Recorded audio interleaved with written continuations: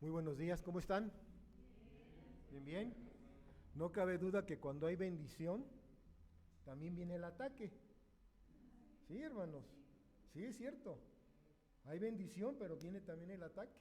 Por eso no debemos de bajar la guardia. Debemos de estar siempre orando unos por otros. ¿Ya? Sabemos que nuestra hermana Mayra está un poquito delicadita. Tiene un problemita por ahí de salud que se presentó pues el último día prácticamente de esta escuela bíblica de vacaciones, y también nuestra hermana Lupita, pero está todo bajo control en las manos de nuestro Dios, y debemos de descansar y confiar en que Dios tiene cuidado de sus hijos. Bien, voy a empezar con la lectura en esta mañana, nuestro texto. Filipenses, capítulo número 1, versículos 1 y 2, que es lo que vamos a ver en esta mañana. Hace 15 días dimos inicio al estudio de esta carta, de esta epístola del apóstol Pablo a la iglesia de los filipenses.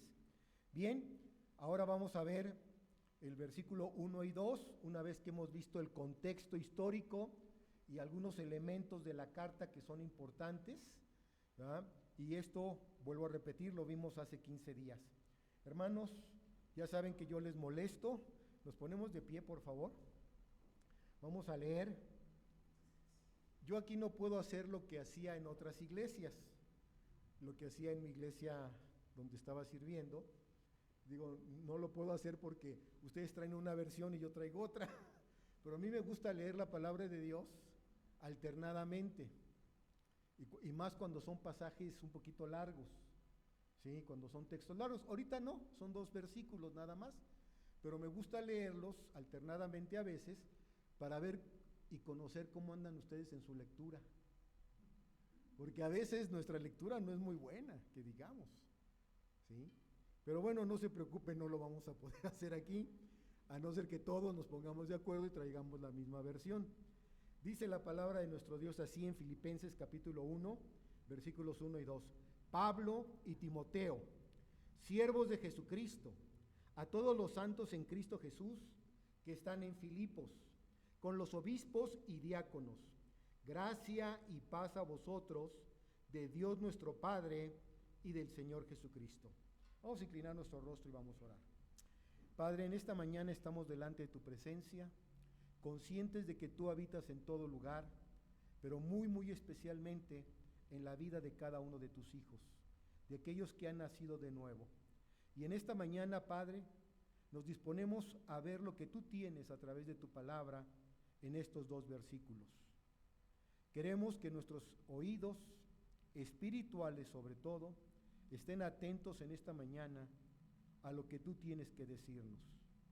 Y que en esta mañana, como hijos tuyos, cada uno de los que estamos aquí, podamos aprender lo importante que puede encerrar un saludo apostólico a la iglesia, mediante la descripción de dicho saludo y sobre todo de la presentación que hace tanto el autor, su acompañante y a quienes les escribe. Permítenos entenderlo en esta mañana, pues te lo pedimos en el nombre de Jesús, por el cual te damos las gracias. Amén. Pueden tomar sus lugares, mis hermanos. Inicio con una pregunta, y la pregunta es la siguiente: ¿cómo se saludan entre ustedes? ¿Entre ustedes cómo se saludan? ¿Chócalas, carnal? ¿Cómo se saludan? ¿Qué húbole? ¿Qué onda? Como dice nuestro hermano Javier, bien, pero no me importa. Bueno, así lo he escuchado, así, pero no le hace, ¿verdad? Ya le compuse yo, ¿verdad? Bien, pero no le hace. Bueno, por allí va. ¿Cómo se saludan? Bueno, durante la pandemia, y yo le llamo pandemia porque tengo unas convicciones muy personales con respecto a todo lo que ha sucedido en estos 3 últimos años. Pero durante la pandemia nos enseñaron a saludarnos de lejos. es decir, sin contacto físico.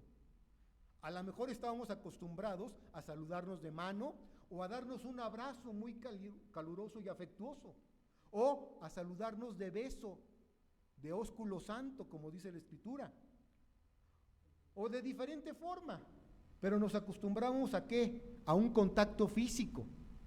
Y durante estos 3 años, el saludo se empezó a enfriar entre todos nosotros. ¿Por qué? Porque era así de lejitos, o de codito, o de puño así, con sana distancia. ¿Se acuerdan? Bueno, ¿qué de importante hay en un saludo? ¿Qué de importante podemos encontrar en un saludo? Yo no sé si ustedes recuerden, pero por ahí del mes de junio nos visitó mi hermano con su esposa, ¿sí? Que viven en San Juan del Río. Nos visitaron por aquí, vinieron. Bueno, mi cuñada, la esposa de mi hermano, se congrega en una iglesia también. Y en su iglesia donde ella se congrega, les han enseñado a saludarse los unos con los otros de mano y diciendo: la paz de Dios, hermano, la paz de Dios.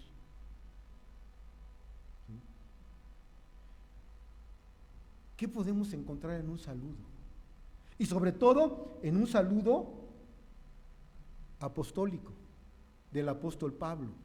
Bueno, es lo que vamos a tratar de ver en esta mañana. En esta mañana veremos lo que podemos aprender de un saludo apostólico a través de su descripción y su enseñanza. 2 cosas básicas son las que vamos a ver en esta mañana. La descripción que se hace aquí, en estos 2 versículos, de quién es, tanto del autor como también de su acompañante y los destinatarios a quienes les escribe. Pero en segundo lugar, vamos a ver cuál es la bendición que encontramos o que se encierra en este saludo apostólico. La bendición hacia los destinatarios, específicamente. Entonces son 2 cosas que vamos a ver en esta mañana, en estos 2 versículos. Vuelvo a repetir, en primer lugar, la descripción de los involucrados. ¿Y quiénes son los involucrados? Tanto el autor, quien está escribiendo, que ya vimos quién es, y ahorita lo vamos a repasar, su acompañante, a quien hace mención en este versículo, pero también los destinatarios, a quienes les escribe. Y en segundo lugar, vamos a ver cuál es la bendición de este saludo cristiano.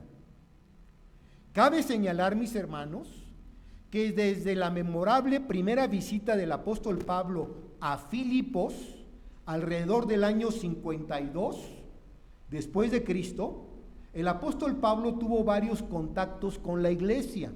Recuerden ustedes que hace 15 días que veíamos el marco histórico y el contexto histórico, el apóstol Pablo escribe esta carta ¿en qué año?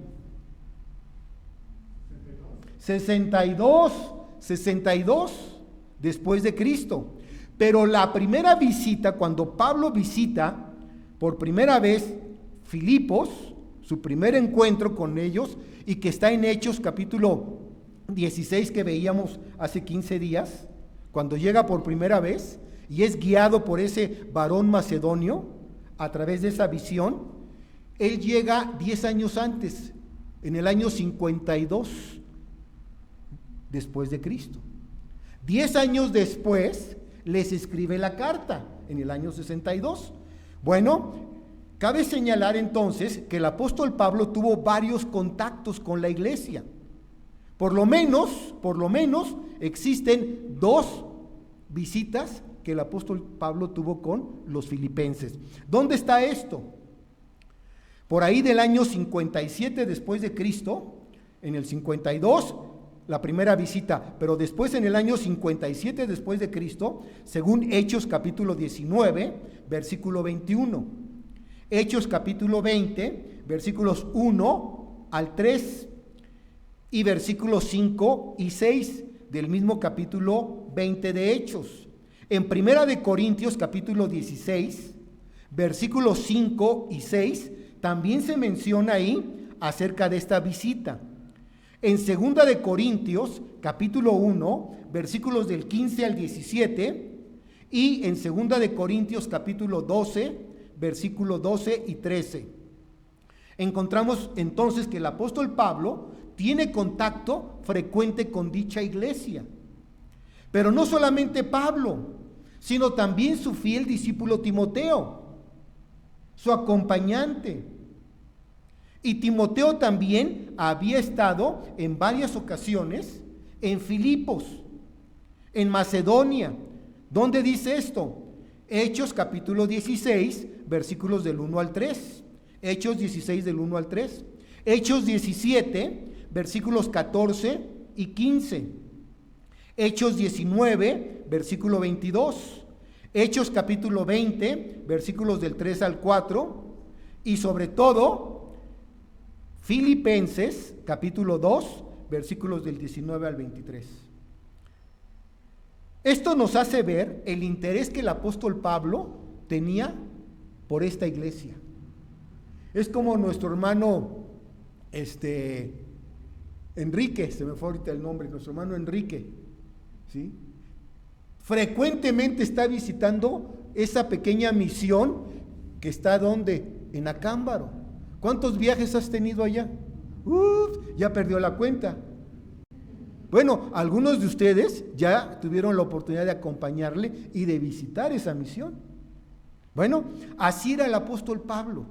Una vez que sembraba o plantaba una iglesia, no se alejaba de ella, no la descuidaba, no, constantemente iba y la visitaba, o mandaba a su discípulo para que los visitase, los animase, los consolase, los instruyese y sobre todo tuviera información de cómo iba la obra.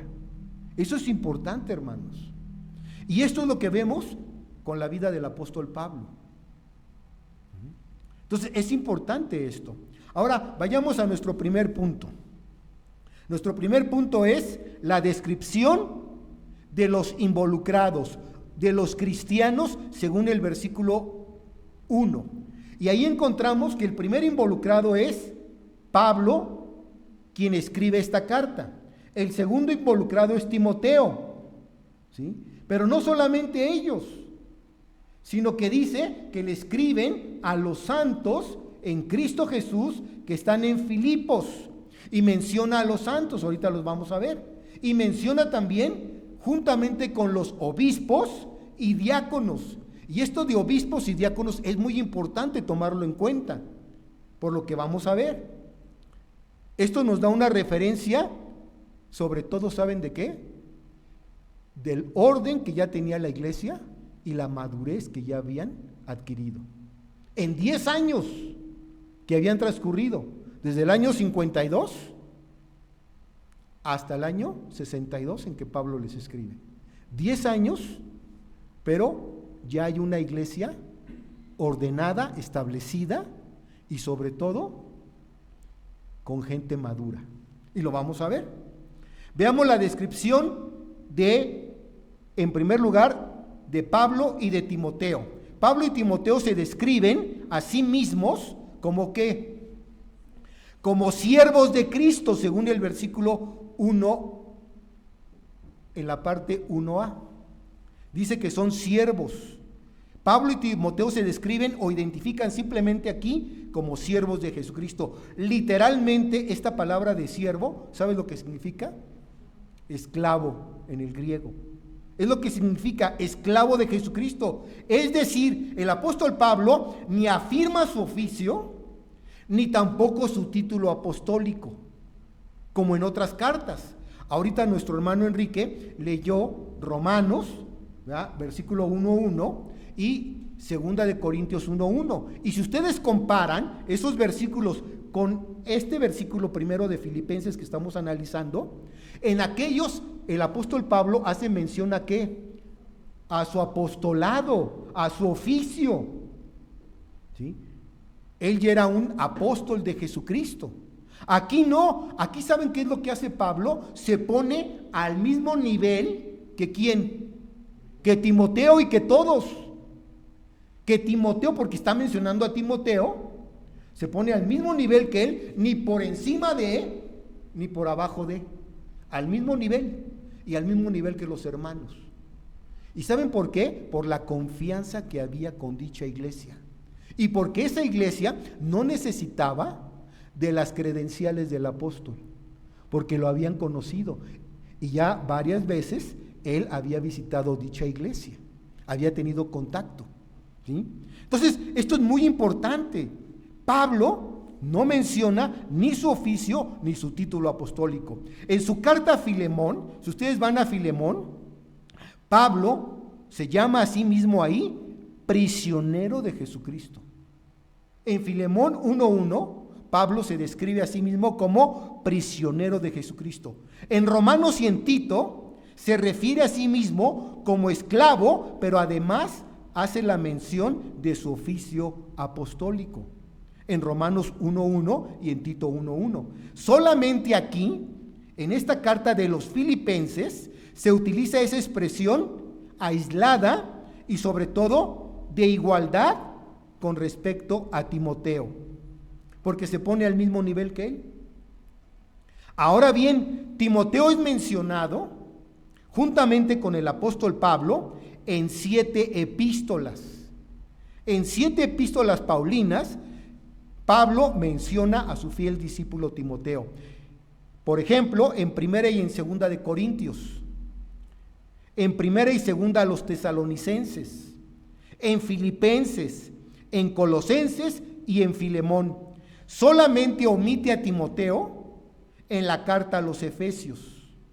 De todas las cartas que el apóstol Pablo escribió, y sobre todo de las epístolas de la prisión, las que escribe estando preso el apóstol Pablo. Solamente omite en Efesios a su fiel discípulo Timoteo, pero en 7 epístolas es mencionado. Eso nos habla de ¿qué? De que el apóstol Pablo tenía confianza hacia Timoteo. Era su discípulo, era su pupilo. Hermanos, cada uno de nosotros tenemos que tener pupilos, discípulos.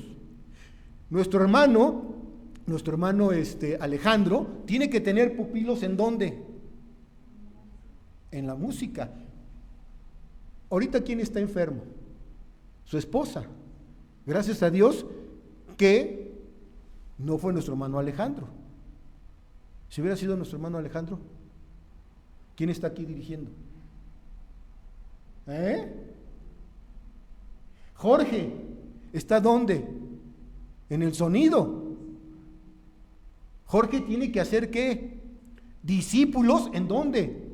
En el sonido. Porque el día que falte, el día que se enferme, o el día que simple y sencillamente diga, ya llevo 6 meses aquí en el sonido, quiero un descanso, quiero un domingo descansar, no es malo.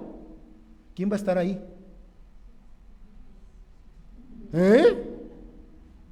¿Va a haber transmisión o no va a haber transmisión? ¿Va a haber grabación o no va a haber grabación? Tenemos que hacer discípulos. Por eso es importante ver esto, hermanos. Ven, aquí dice Pablo y Timoteo, siervos, siervos. Ahora, esa palabra de siervo, que ya mencioné que es esclavo literalmente, esclavo de Cristo. ¿Saben lo que denota la palabra siervo? Denota 3 cosas básicas. En primer lugar, humildad del creyente. Humildad. Un siervo es aquel que es ¿qué? Humilde. No es aquel que es soberbio, altivo, orgulloso, jactancioso, presuntuoso. No, un siervo es una persona que es humilde, que está dispuesto a obedecer. Esto señala la humildad, una disposición a servir, a no tener un alto concepto de sí mismo. Vean lo que dice Romanos capítulo 12, versículo 3. Romanos 12:3, vean lo que dice.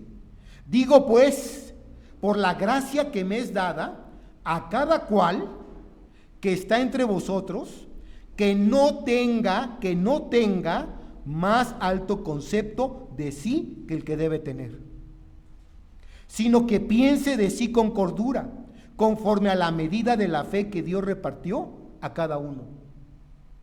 ¿Saben cuál es el peligro de un líder? Ya sea en el sonido, ya sea en la alabanza, ya sea en la iglesia, ya sea al frente de la iglesia. ¿Saben cuál es el peligro?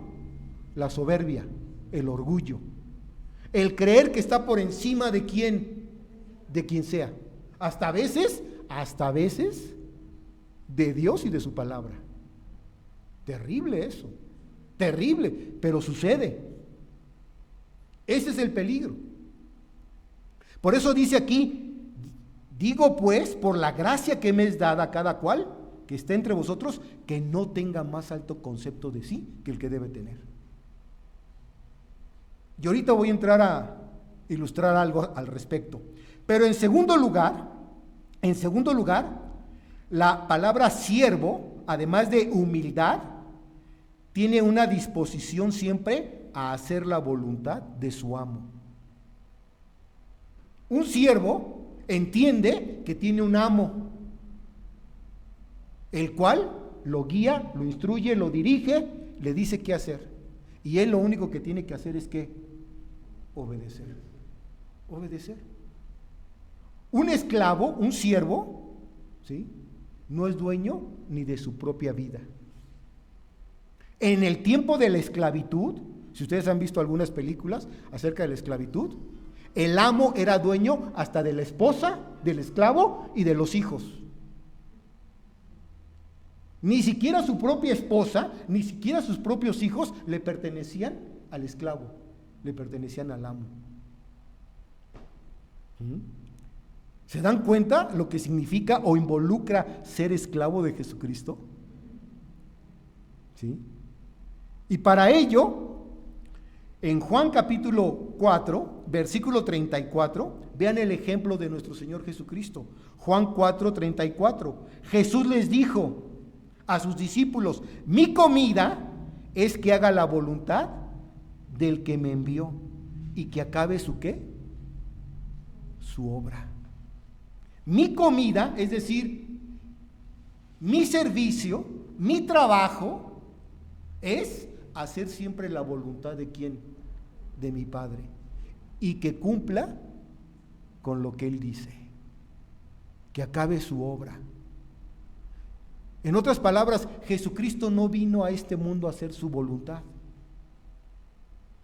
Él siempre estaba bajo la autoridad de ¿quién? De su Padre celestial. Él era Dios hecho carne, pero estaba bajo la guía y la dirección de ¿quién? De su Padre. Aún en el momento más difícil en la vida de nuestro Señor, Getsemaní, cuando ora a su Padre 3 veces la misma oración. Tú y yo hemos orado a lo mejor así como él o como Pablo. Pablo también oró 3 veces al Señor: Señor, quítame este aguijón en la carne que no me deja. Y el Señor le dijo, las 3 veces le dijo: bástate mi gracia, así me eres útil, así te necesito, así quiero que estés. ¿Podía Dios sanarlo? Sí, no sabemos cuál era la enfermedad de Pablo, se ha especulado mucho cuál era ese aguijón, pero no se sabe. Lo mismo nuestro Señor Jesucristo en Getsemaní, 3 veces orando al Padre: Señor, si es posible de mí que pase esta copa. Y el Señor le dijo: no, tienes que beberla, tienes que pasar por ahí. Las 3 veces. Entonces, hay disposición a hacer la voluntad de Dios, hay humildad. Y en tercer lugar, un siervo siempre conoce a su Señor, siempre está bajo el señorío de su amo. Un creyente en Cristo, mis hermanos, un cristiano, no puede ser cristiano si no está bajo el señorío de Cristo. No puede, ¿sí? Un siervo o esclavo no es dueño de nada, ni de su tiempo, ni de nada. Está siempre bajo la autoridad de su amo. Vean lo que dice el Evangelio de Juan en el capítulo 21. ¿Sí? A mí me fascina este texto. Juan capítulo 21. Una vez que nuestro Señor resucita, ¿sí?, ya los discípulos se habían ido a su oficio, a su chamba antigua. Dijeron, se acabó la obra, se acabó el ministerio, se acabó todo, 3 años invertidos para nada, y ya se habían regresado a su chamba. Y el Señor va nuevamente a donde estaba, sabía que ahí los iba a encontrar nuevamente. Y vean en el capítulo 21 de Juan, versículos del 15 al 19. Una vez que el Señor confronta a Pedro y le dice, Pedro, ¿me amas? Y lo cuestiona 3 veces, ¿no? Vean lo que dice ahí. Dice, cuando hubieron comido, Jesús dijo a Simón Pedro, Simón hijo de Jonás, ¿me amas más que estos? Le respondió, sí, Señor, tú sabes que te amo. Él le dijo, apacienta mis corderos. En otras palabras, si me amas, ¿qué estás haciendo aquí? Si me amas, no te dije que apacentaras a los peces. Apacienta mis ovejas, mis corderos. ¿Por qué dejaste allá la obra? ¿Por qué dejaste el trabajo? ¿Sí? Volvió a decirle la segunda vez, Simón, hijo de Jonás, ¿me amas? Pedro le respondió, claro, Señor, sí, Señor, tú sabes que te amo, le dijo. ¿Pastorea mis qué? Por si no lo has entendido bien, pastorea mis qué? Mis ovejas. No vente otra vez a las redes y a la barca a pescar. Pastorea las ovejas. ¿Y dónde hay ovejas, hermanos? En el campo. Y tenemos un gran campo aquí alrededor, hermanos. Y tenemos que seguir pastoreando. ¿Sí? Entonces vean ustedes, lo cuestiona. Le dijo la tercera vez, versículo 17, Simón, hijo de Jonás, ¿me amas? Pedro se entristeció de que le dijese por tercera vez la misma pregunta, ¿me amas? Y él respondió, Señor, tú lo sabes todo, tú sabes que te amo, tú conoces, en otras palabras, mi corazón, mis pensamientos, tú sabes, tú lo sabes todo, tú lo ves todo, tú sabes si te amo. De cierto, vean lo que me gusta el versículo 18, de cierto te digo, cuando eras más joven, te ceñías e ibas a donde qué, a donde tú querías. En otras palabras, el Señor le está diciendo, ¿sabes qué? Cuando eras joven y antes de conocerme a mí, hacías lo que te daba la gana. En serio, hacías lo que te daba tu voluntad, lo que tú querías. Pero mira, ahora ve, dice, mas cuando ya seas viejo, extenderás tus manos y te ceñirá otro y te llevará a donde no quieres. En otras palabras, le está diciendo, te pondrás tus manos así, te ceñirás, pondrás tus manos y alguien te va a guiar. Y te va a llevar, ¿sabes a dónde? A donde no quieres ir. A donde no quieres ir. ¿Saben lo que implica seguir al Señor? Implica que a veces el Señor nos va a decir que hagamos algo que va en contra de lo que yo quiero.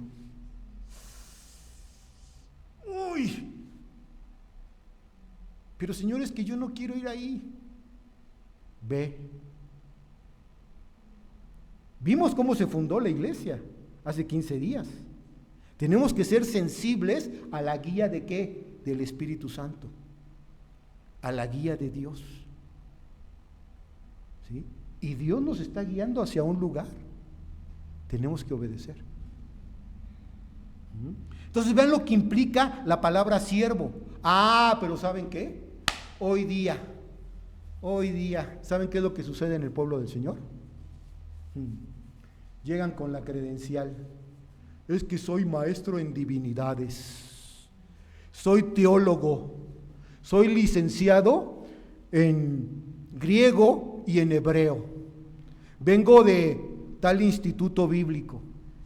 Y no es malo, pero no vengas con presunción, con jactancia. ¿Sí?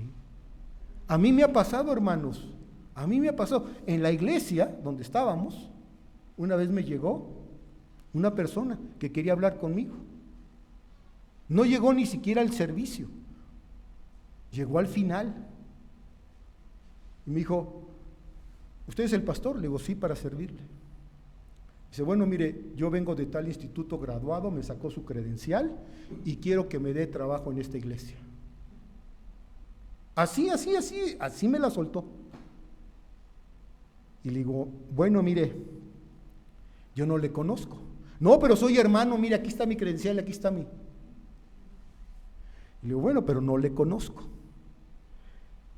Primero. Segundo, aquí no hemos puesto letrero de que se solicite pastor. No hemos puesto letrero. Aquí estoy yo y tengo un grupo de hermanos, de ancianos, que están trabajando juntamente conmigo. No, pero que mire que... Discúlpeme, no lo conozco. ¿Y saben lo que quería al final? Quería dinero. Sacó de por ahí de su portafolio que traía, sacó un micrófono que si se lo comprábamos. Digo, bueno, cómpreme este micrófono, ¿no? Así, en serio.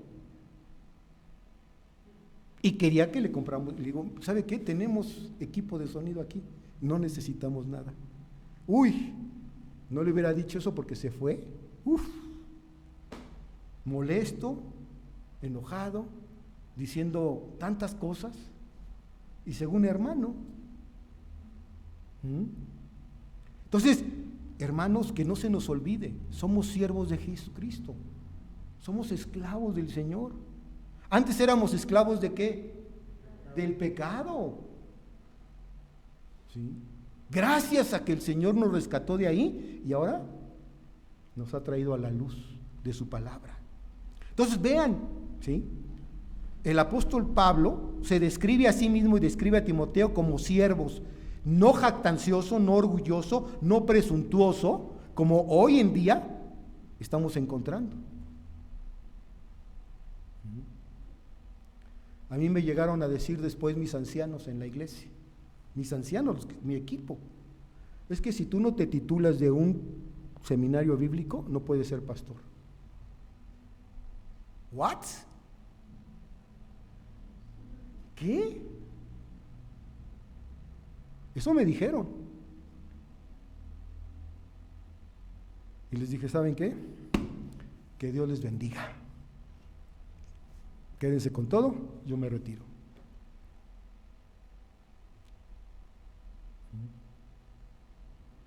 Vean, hermanos, Pablo y Timoteo, pregunto, ¿a qué instituto bíblico fueron? Y no porque esté en contra de los institutos bíblicos, hermano. No estoy en contra. A veces eso pareciera, no estoy en contra. Puedes ir a un instituto bíblico, ve, estudia. Pero no creas que porque ya saliste de ahí, eres líder o eres pastor. No, tienes el conocimiento, pero la praxis es otra cosa. La praxis es otra cosa. Y yo siempre he creído que el mejor instituto bíblico, ¿saben cuál es? La iglesia, la obra. Porque ahí están los cocolazos. Ahí es donde se forja uno, hermanos. En serio, ahí es donde se forja uno. Y Dios nos ha dado a nosotros, si yo les contara, todo lo que el Señor nos ha permitido vivir y atravesar en estos 34 años ya de ministerio, lo que hemos visto, ¡wow! Pero bueno, vámonos, porque el tiempo avanza. Descripción de los destinatarios. Ya vimos cómo se describe Pablo y Timoteo como siervos.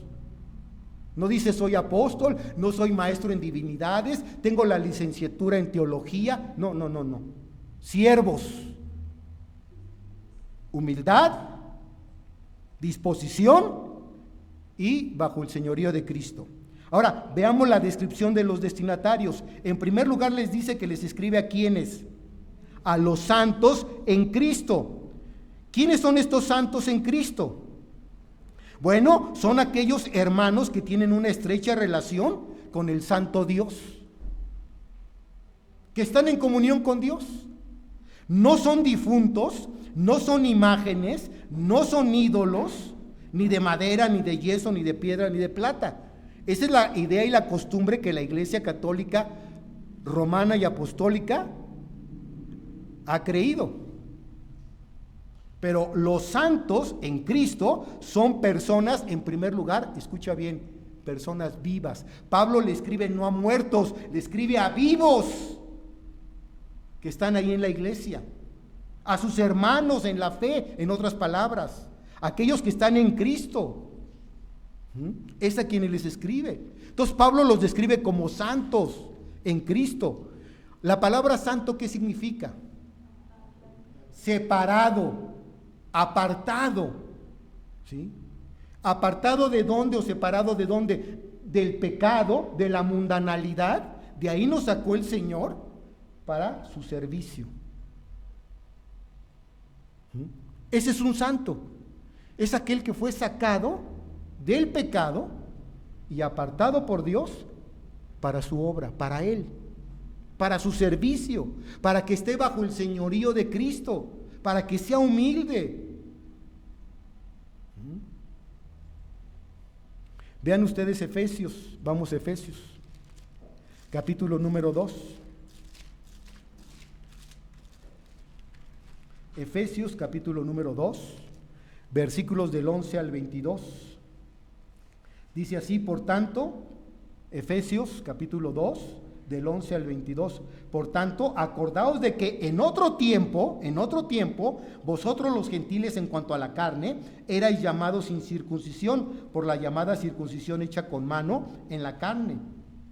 En aquel tiempo estabais sin Cristo, alejados de la ciudadanía de Israel y ajenos a los pactos de la promesa, sin esperanza y sin Dios en el mundo. Así estaba tu vida y la mía, sin esperanza y sin Dios en el mundo. Pero ahora en Cristo Jesús, vosotros, que en otro tiempo estabais lejos, habéis sido hechos cercanos por la sangre de Cristo, porque Él es nuestra paz, que de ambos pueblos hizo uno, derribando la pared intermedia de separación, aboliendo en su carne las enemistades, la ley de los mandamientos expresados en ordenanzas, para crear en sí mismos de los dos un solo y nuevo hombre, haciendo la paz, y mediante la cruz,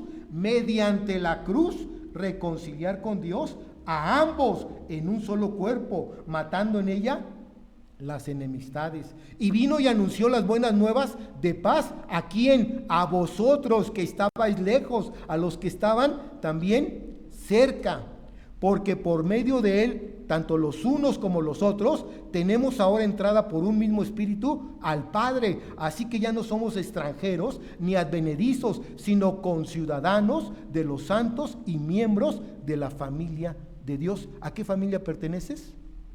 A la familia de Dios, edificado sobre el fundamento de los apóstoles y profetas, siendo la principal piedra del ángulo Jesucristo mismo, en quien todo el edificio bien coordinado va creciendo para ser un templo santo en el Señor, en quien vosotros también sois juntamente edificados para morada de Dios en el Espíritu. Entonces, ¿qué hizo Dios? Nos reconcilió con Él. ¿Por medio de quién? Del sacrificio de Cristo en la cruz. Y ahora somos de la familia de Dios. Antes éramos de la familia de quién, ni queremos decirlo, de la familia del chanclas, y le servíamos re bien a algunos. Fíjate, si le servía re bien al chanclas, ¿por qué no servirle mejor al Dios Todopoderoso? Pero a veces ponemos tantos peros para servir. ¿Saben qué? Hermanas, gracias a Dios por su servicio. Gracias a Dios por su servicio esta semana. ¿Sí? Porque todas se coordinaron, pusieron su granito de arena, cada una en su área y trabajando para la gloria de Dios, sin recibir nada a cambio. ¿Saben quién da la corona? ¿Quién da el premio? El Señor. Porque es a Él a quien le estamos sirviendo. El que recibe a uno de estos pequeñitos en mi nombre, dijo el Señor, a mí me recibe. y recibieron a 21 niños. ¿Eh? Es como si 21 veces hubiese recibido ¿a quién? Al Señor. Y si está recibiendo al Señor, a ver, si yo les hago esta pregunta, hermanas, si ustedes tuvieran la oportunidad y el privilegio, fíjate bien lo que te voy a decir, si tú tuvieras el privilegio y la bendición como Marta y María de recibir a Jesús en tu casa, yo creo que una semana antes haces limpieza, mueves todo, ordenas todo, ¿verdad? ¿Sí? Dices, ¿qué voy a hacer de comer? ¿Qué voy a hacer? Pides la mejor receta, tal vez de comida, para atender ¿a quién? A tu Señor.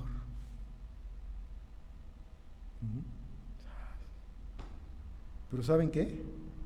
Ustedes hicieron lo mejor esta semana. ¿Valió la pena? Sí, sí valió la pena. El fruto, pues lo veremos en su tiempo, ¿sí? Pero vean ustedes aquí, dice que les escribe ¿a quiénes? A los santos, aquellos que han sido separados. Pero el santo no solamente es el que ha sido separado, sino también, ¿saben qué?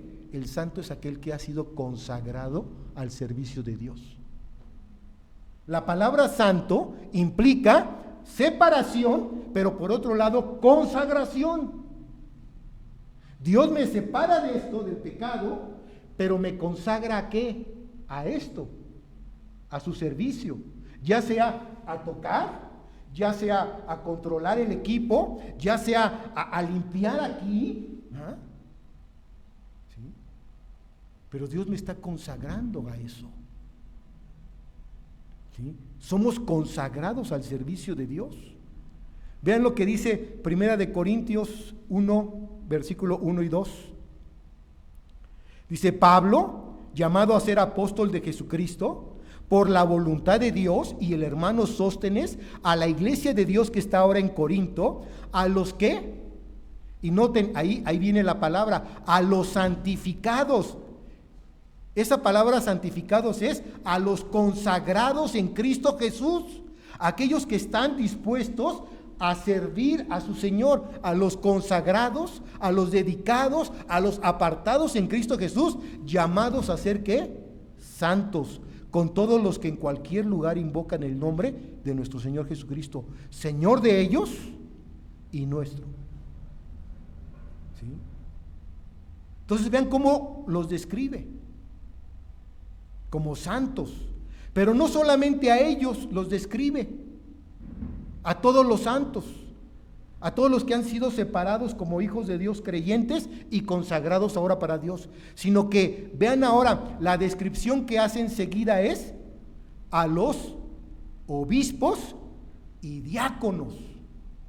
Y esto de obispos y diáconos habla, vuelvo a repetir, de que ya habían pasado 10 años, ya era una iglesia que ordenada. ¿Cómo empezó la iglesia en Filipos? ¿Se acuerdan? ¿En dónde empezó? Junto al río. Junto al río, ahí se reunían las mujeres ¿a qué? A orar. Al aire libre. No tenían ni siquiera ¿qué? Sinagoga o un edificio o un terrenito, no tenían. Ahí. ¿Se sentaban dónde? Probablemente en las piedras o en el suelo. ¿Cómo empezó la iglesia bíblica El Faro? Creo que ya los que empezaron ya no están, ¿o sí? Pero ¿cómo empezó? Este terreno no lo tenían, empezaron en una casa probablemente, por ahí en una célula de oración, luego ya hubo la oportunidad de comprar el terreno, ya tenemos el terreno, pero ahora nos falta ¿qué? Híjole, levantar esto, y no se levanta en un mes, en un año, cuesta trabajo y tiempo. Entonces vean ustedes, ahora describe a esta iglesia, después de 10 años, como una iglesia ordenada, una iglesia madura. ¿Por qué? Porque ya tenía obispos y tenía ¿qué? Diáconos. Eso habla de que ya había un orden en la iglesia, ya había una estructura en la iglesia, ya había jerarquías. Pero no para qué, para ponerse encima de todos. No, pero sí había un orden. Y es el orden que Dios quiere que haya en su iglesia. ¿Sí? Obispos, y aquí obispos en plural, a los obispos y diáconos en plural. ¿Qué es un obispo? La palabra obispo es aquella que describe a un supervisor, a un anciano o a un pastor. Es aquel que está vigilando. ¿Cómo va la obra? ¿Cómo va? Que está observando. Y vuelvo a repetir, el anciano o el pastor. En la iglesia no debe de haber el llanero solitario. Es más, ni el llanero solitario puede estar en la iglesia, porque el llanero solitario no estaba solo. Sí, el llanero solitario no andaba solo. ¿A quién traía? A Toro y a su fiel caballo, ¿no? A Plata, que le hacía un chiflido y a veces respondía mejor Plata que Toro. Digo, a veces, ¿sí o no? Plata lo sacaba de apuros varias veces. Entonces, no puede haber el pastor único.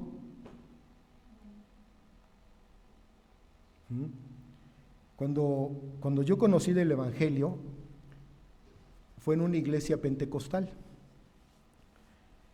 Y ahí estuve trabajando durante varios años con mi familia, con mis padres, hasta que llegó una ocasión, un día, en que a los oídos de mi esposa y el mío, teníamos ya un año casi de casados, porque nació nuestra primera hija, ¿verdad? Ya no la presentamos ahí, en esa iglesia, pero en ese año ya de casados, llegó a nuestros oídos algo muy grave, muy serio, una acusación muy fuerte contra el pastor de esa iglesia. Y bueno, yo dije, esto no se puede quedar así, es delicado y es grave, ¿sí? Yo ya estaba ahí como diácono en esa iglesia y le dije a mi esposa, ¿sabes qué? Esto se tiene que hablar, porque es delicado. Y ahí se acostumbraba a tener a un copastor, además de diáconos, había un copastor. Y fui con el copastor y le dije, hermano, está pasando esto en la iglesia. Y lo primero que me dijo, ¿estás seguro? Le digo, estoy seguro. ¿Tienes pruebas? Tengo pruebas. ¿Te las traigo? Le dije, ¿te las traigo? Y me dijo, ay, dice, es que ¿sabes qué? Ya cuando yo le hablé firme y serio, cuando le dije eso, le dijo, es que ¿sabes qué? Es que es el pastor. Le digo, ¿y? No, es que es el pastor. No. Es que es el pastor este. ¿Y dónde dice en la Biblia que al pastor no se le puede reprender? No se le puede exhortar. ¿Dónde dice que está prohibido? Bueno, en pocas palabras me dijo, ¿sabes qué? No le entro. ¿What? ¿Que no le entras? Y bueno, pues si es así, entonces hablo con mi esposa y le digo, ¿sabes qué? Vámonos, no nos podemos quedar aquí. Vámonos. Porque yo que sé esto, ¿sí? Y que ya fui con el copastor y no quiere entrarle y no quiere que vayamos y reprendamos al pastor, pues lo mejor es irnos. Y nos salimos y anduvimos buscando dirección de Dios a ver a dónde nos acomodábamos. Yo no era pastor, era diácono, servía en esa iglesia. Pero hermanos, con esto les quiero decir que ¿qué? Cuando tú tienes pruebas en la mano y te consta, ¿sí? Puedes reprenderlo, puedes exhortarle, ¿sí? Tienes que hacerlo, ¿sí? Entonces, vean ustedes, aquí ya describe a quienes, a diáconos y a obispos, que ya están al frente, que ya están predicando, enseñando la palabra, ayudando a los débiles espiritualmente, cuidando de la iglesia. Ya están ordenando a otros líderes. Esa es la función de un pastor, de un líder. No solamente es predicar y enseñar, es ayudar también a los débiles espirituales.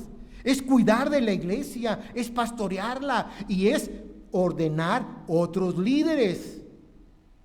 Por eso les digo, hermanos, cada líder en la iglesia tiene que tener sus pupilos, sus Timoteos. Porque el día que yo falte, o el día que fulano falte, ¿quién va a estar? ¿Quién va a estar? Tiene que haber alguien. Nadie es indispensable en la obra, nadie. ¿Sí? Pero tiene que haber líderes. ¿Sí? Entonces, ese es el trabajo. Y esto nos habla de que esta iglesia ya había crecido, ya era una iglesia madura. 10 años habían pasado y Pablo también saluda a los obispos y a los diáconos. Y también a ellos dirige esta carta. Gente madura. ¿Sí? En Hechos capítulo 6, versículos del 1 al 3, ¿recuerdan ahí? Dice, busquemos ¿a qué? ¿A quién nos ayude a servir qué? Las mesas. Y a veces los diáconos son servidores, son siervos también. Un diácono es uno que sirve, que ayuda, uno que está dispuesto a qué? A prestar un servicio, sea donde sea. Ese es un diácono. ¿Sí? Y a veces escasean los diáconos también. ¿Sabían que ese sí es un cargo también para mujeres? En la Biblia se habla de diaconisa. Cargo también o trabajo para una hermana, diaconisa. ¿Sí? Bueno, por último, veamos el saludo, porque se nos ha ido el tiempo ya. El saludo de los cristianos, versículo 2. Gracia y paz, ¿a qué? A vosotros, de Dios nuestro Padre y del Señor, ¿qué? Jesucristo. Gracia y paz a vosotros. Pregunto, ¿qué es la gracia? Charis, la palabra charis en griego, favor inmerecido, algo que yo no merecía, ¿sí? El inmerecido favor de Dios hacia aquellos que confían en Cristo. Y esa gracia abarca todo el poder sustentador de Dios, con el cual Él nos fortalece, nos cuida, nos protege, nos provee. La gracia es eso, el poder sustentador de Dios, pero también el favor inmerecido de Dios. Tú y yo no merecíamos la gracia de Dios. No merecíamos la gracia de Dios. ¿Qué de bueno había en nuestra vida? Nada bueno. Pura mugre, cochambre, ¿sí? Malos olores por nuestro pecado. Pero la gracia de Dios fue tan grande que dijo, no importa, yo voy a meter, fíjate lo que hizo Dios. Dios dijo, yo voy a meter mi mano santa, la voy a ir a meter ¿a dónde? A la basura, a esa capirotada de porquería. Y la fue y la metió, ¿para qué? Para sacarnos a ti y a mí. A ver, yo te pregunto, ¿cuándo vas y metes tu mano a la basura? ¿Sabes cuándo? Cuando no encuentran las llaves. Cuando no encuentras tu cartera o tu billete, dices, ya yo traigo un billete aquí de 200 o de 500 pesos, no lo encuentro. ¡Eh! Ay, agarré la bolsa de la basura, agarré esto, empiezas a... O un anillo, ¿verdad? Es cierto, o un anillo, entonces es cuando vas y no te importa ahí si hay cáscaras de huevo, de plátano, de jitomate, y vas y dices, pues ni modo, y vas y le buscas ahí, ¿verdad? Dios metió su mano santa en la capirotada de porquería para sacar tu vida y sacar la mía. ¿Y sabes para qué? Para que le sirvamos. Para que no volvamos ¿a dónde? Atrás. ¿Sí? Entonces, esa es la gracia infinita de Dios para con nosotros. ¿Sí? Dice, por ejemplo, Juan 1:17, pues la ley por medio de Moisés fue dada, pero la gracia y la verdad vinieron por medio ¿de quién? De Jesucristo. La gracia y la verdad vinieron por medio de Jesucristo. Juan 1:17. Romanos 11, versículos 5 y 6. Dice, así también aún en este tiempo ha quedado un remanente escogido por gracia. ¿Les dice algo esta frase? Vean, escuchen bien, no pusieron atención. Así también en este tiempo ha quedado un remanente escogido por Dios por gracia. Aquí hay un remanente. Sí, hermanos, yo sé que nuestro corazón está ¿qué? Está triste, está dolido, está resentido, la herida todavía tal vez no cierra, pero aquí hay un remanente que le está sirviendo ¿a quién? Al Rey de Reyes y Señor de Señores. ¿Sí? Y no importa si somos 10, no importa si somos 15, no importa, hermanos. La obra es del Señor y el más interesado y más preocupado es Él. Y Él en su tiempo y en su momento irá añadiendo a la iglesia los que han de ser salvos. Él es el que hace las cosas. Lo único que quiere es tu disposición. Es lo que quiere el Señor. Tu consagración. Es lo que quiere. ¿Sí? Entonces, y así por gracia, dice, versículo de Romanos 5:6, dice, y si por gracia, ya no es por obras. De otra manera la gracia ya no es gracia. Y si por obras, ya no es gracia. De otra manera la obra ya no es obra. ¿Y saben cuál es un resultado de la gracia? ¿Cuál es un resultado de la gracia? ¿No saben? La paz. Ahí lo dice. Porque decía Pablo, gracia y ¿qué? Y paz. Uno de los resultados de la gracia en la vida del creyente es la paz. ¿Por qué? Porque lo leímos ya hace un momento, lo leímos en Efesios. Dios hizo paz entre nosotros y Él por medio de Jesucristo. ¿Sabe por qué no podía haber paz entre yo y Dios? ¿O entre tú y Dios? ¿Por qué no había paz? Por tu pecado. Por tu pecado. Entonces, hasta que nuestro pecado fue llevado en la cruz del Calvario y reconocimos que Jesucristo llevó nuestro pecado ahí, fuimos reconciliados ¿con quién? Con Dios. ¿Y qué tuvimos? Paz.